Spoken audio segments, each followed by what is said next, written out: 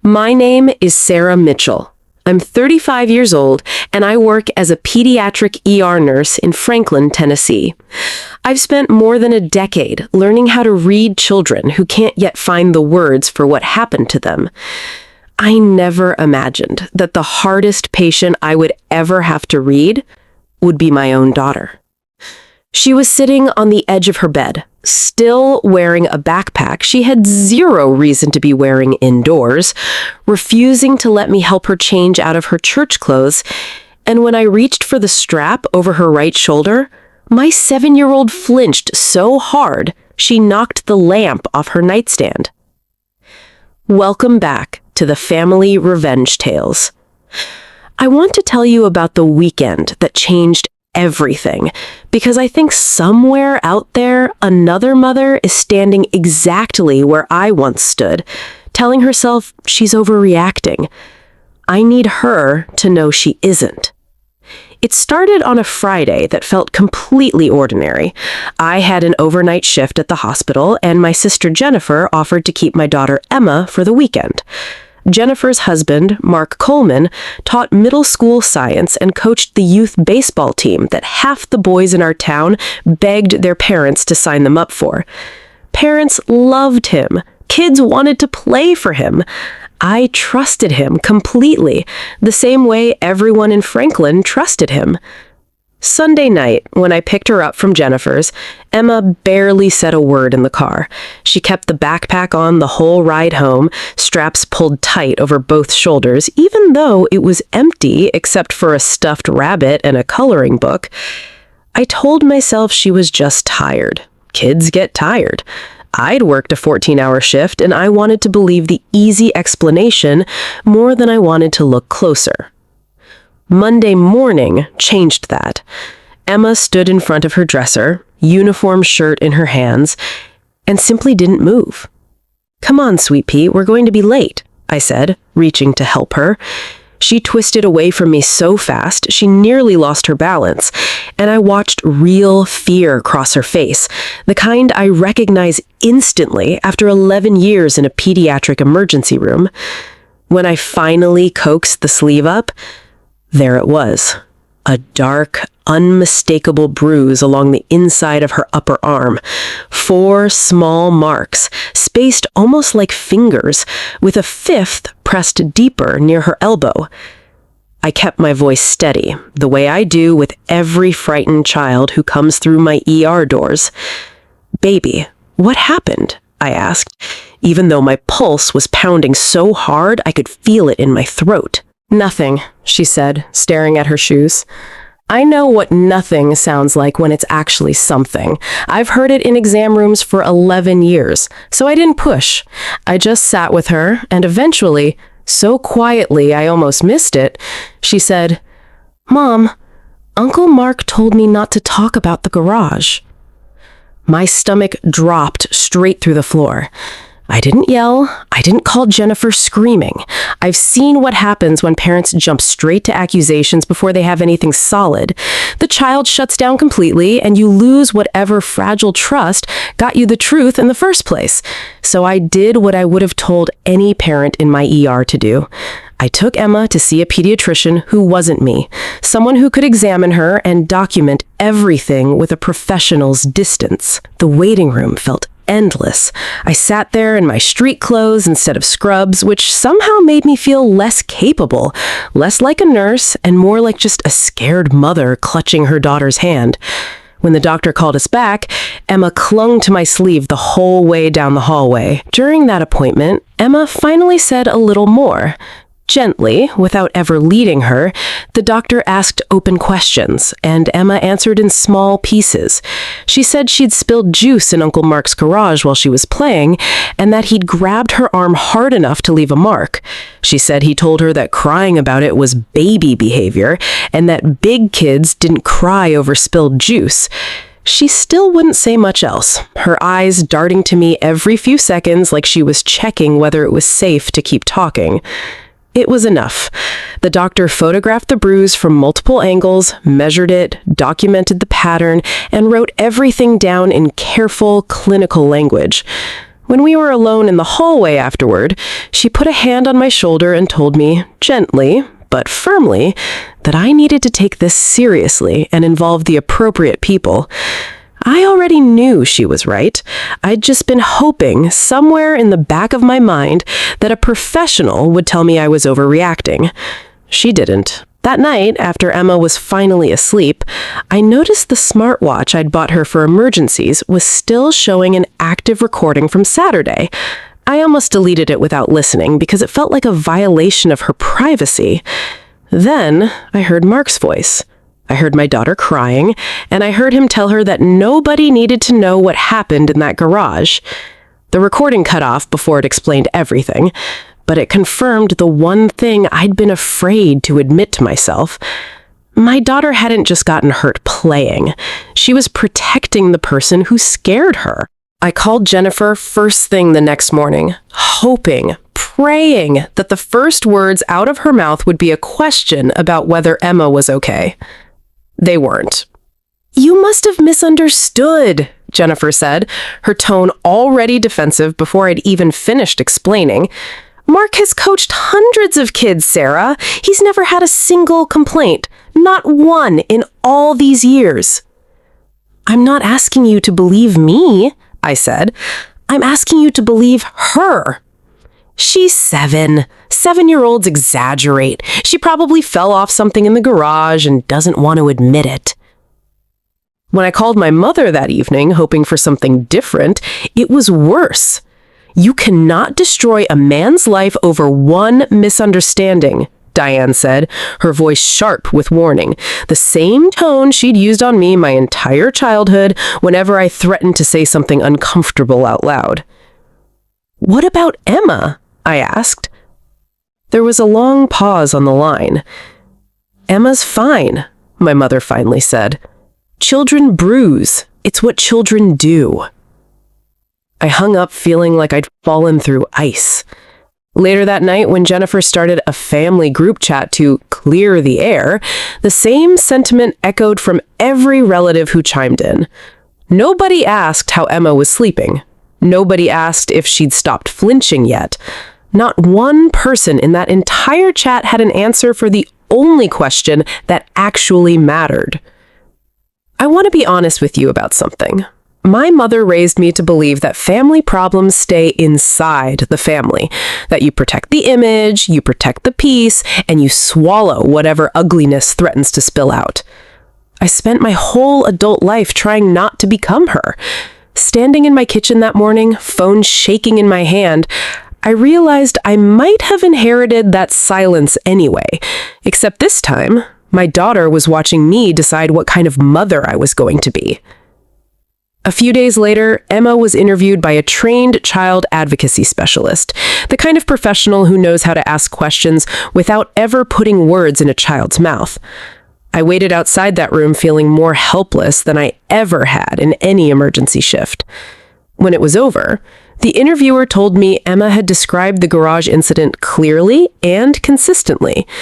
But she'd said something else too, something I wasn't prepared for.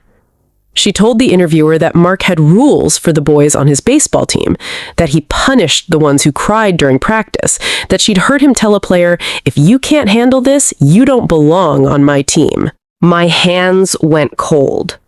This wasn't an isolated moment of a man losing his temper over spilled juice. This might be a pattern. That belief was confirmed a week later when a woman named Karen Sullivan called me. She'd heard through the parent grapevine what was happening, and she told me she'd been down this road before. 2 years earlier, her 12-year-old son had come home from Mark's practice with unexplained bruising on his arm. She reported it to the school. She'd sent emails. She'd requested meetings. The school investigated and called the complaint unsubstantiated, and eventually, worn down and unsupported, she stopped fighting. But Karen never deleted anything. She had every email, every meeting date, photographs, and one sentence her son had said that she'd written down the moment he said it. "Coach Mark said crying makes you weak." Hearing her say that sentence out loud, almost word for word what Emma had described, I understood this had stopped being only about my daughter. Once the old complaint resurfaced, other parents started quietly reaching out. One remembered Mark humiliating a boy in front of the whole team after he cried. Another remembered her son suddenly refusing to go to practice and never explaining why. A third remembered seeing red marks on a child's arm after a tournament and assuming it was nothing. None of them had enough on their own to make anyone listen. Together, their stories were impossible to ignore. The school reopened Karen's old file. Mark was suspended from coaching pending investigation, and Franklin, a town that loved to talk, started talking about something no one wanted to hear. My family turned on me fast. Jennifer started a group chat where relatives took turns telling me I was exaggerating, that I was destroying her marriage, that a man with no criminal record and hundreds of happy players couldn't possibly be what I was suggesting. Someone actually wrote that I was using my nursing background to make an ordinary childhood bruise look like abuse. I didn't defend myself in that chat. Not once. I'd learned something by then that I now believe with my whole heart. I didn't need my family to believe me. I needed the evidence to speak for itself, and I needed to keep gathering it, no matter how much it cost me. The most painful night of the entire ordeal came at a church-sponsored youth fundraiser. Mark's name was called during the program, and the whole room applauded. Someone stood up and called him one of the best men in this community. I stood near the back with Emma, watching people I'd known my whole life clap for him, like nothing had happened. Emma looked around the room, confused, and then looked up at me. "Mom," she whispered, "why is everybody clapping for him?" I didn't have an answer a 7-year-old should ever have to hear, so I took her hand and we walked out together. No scene, no shouting. Just a mother choosing her daughter over an entire room full of people who'd already decided who the good man was. My mother showed up at my house that night, and for the first time in my life, she told me something real about herself. When she was a girl, she'd witnessed violence in her own home, and her mother had taught her that silence was the only way anyone survived it. She'd built her whole life around that lesson. Now she was standing in my living room asking me to build mine around it too. "Mark's offered to resign quietly," she told me. "Jennifer wants to move somewhere fresh. The school wants this to disappear. If you let it go, Sarah, we can all go back to normal. You can have your mother back. Emma can have her grandmother." I won't pretend that offer didn't tempt me. I wanted my mother back. I wanted Sunday dinners. I wanted Emma to grow up with the family I'd always imagined for her. But I'd already learned enough to know what a quiet resignation actually meant. Mark would walk into another school district with a clean-looking resume, and nobody there would ever know to watch him. That night, Emma asked me one question that ended my hesitation completely. "Mom," she said, "if he goes somewhere else, can he do it to another kid?" I didn't sleep much after that, but I knew exactly what I was going to do. The licensing hearing took place in Nashville a few months later. Karen testified first, laying out everything from 2 years earlier in careful, steady detail. Other parents followed, and their stories lined up in ways that were impossible to dismiss as coincidence. The school's old, buried records were pulled and read into the official record. The same emails that had once been filed away as unsubstantiated. Then it was my turn. I walked to the front of that room with a folder I'd carried with me for months, corners worn soft from handling. I didn't raise my voice. I didn't say a single unkind word about Mark, even though part of me wanted to. Instead, I laid out dates, one after another. I described the medical exam and handed over the photographs. I played a portion of the recording from Emma's smartwatch, and I watched 2 board members close their eyes as they listened. I read from the advocacy interview findings. I placed Karen's prior complaint beside my own, showing how closely the two stories matched, 2 years and one family apart. This isn't about one bad afternoon, I told the board. This is a pattern that existed long before my daughter ever set foot in that garage. It just took someone believing the first complaint to see it. When the board's attorney asked why I hadn't simply accepted the quiet resignation everyone in my family wanted, I looked at the panel and answered without hesitating. Private solutions protect families. Public records protect children. The room went completely silent. Even the court reporter paused for a moment before her fingers moved again. The board revoked Mark's teaching and coaching credentials and reported the decision through the state's official educator database, the kind of record that follows a person that a future school can actually find if they know to look. I won the case. I did not win everything else. Jennifer moved away with Mark not long after. My mother stopped speaking to me for a long time.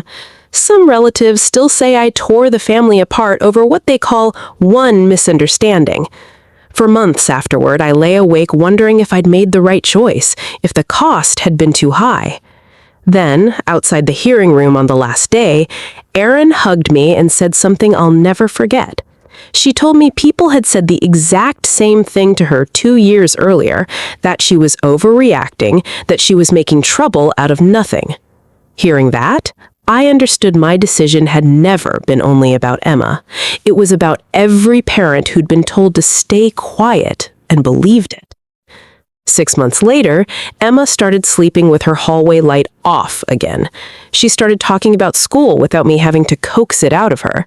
She laughed the way she used to.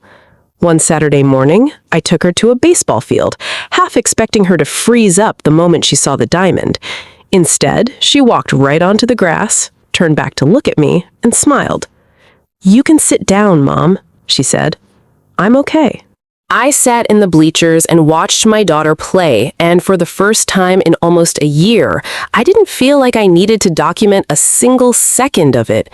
These days, Emma wears a bright yellow hoodie she picked out herself, completely unzipped, no hiding inside it anymore.